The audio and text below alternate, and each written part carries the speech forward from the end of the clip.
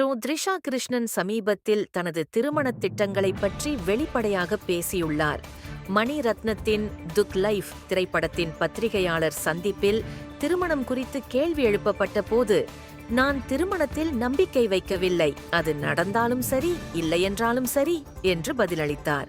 த்ரிஷா மற்றும் தளபதி விஜய் இடையிலான உறவு குறித்த வதந்திகள் நீண்ட காலமாக பரவியுள்ளன. இருவரும் கில்லி, திருப்பாச்சி, ஆதி, குருவி மற்றும் சமீபத்திய லியோ போன்ற பல திரைப்படங்களில் இணைந்து நடித்துள்ளனர்.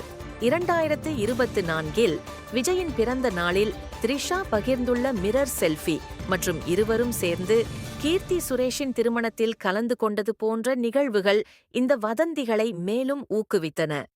த்ரிஷா முன்னர் தொழிலதிபர் வருண் மணியனுடன் நிச்சயதார்த்தத்தில் இருந்தார். ஆனால் அவர் தனது நடிப்பு வாழ்க்கையை நிறுத்த வேண்டும் என்று கூறியதால் அந்த நிச்சயதார்த்தம் முறிந்தது. இது குறித்து அவர், திருமணத்திற்கு பதிலாக என் நடிப்பு வாழ்க்கையை தேர்ந்தெடுத்தேன் என்று தெரிவித்தார். த்ரிஷா தற்போது துக் லைஃப் திரைப்படத்தில் முக்கிய கதாபாத்திரத்தில் நடித்துள்ளார். இந்த படம் 2025 ஜூன் 5ஆம் தேதி திரையரங்குகளில் வெளியிடப்பட உள்ளது.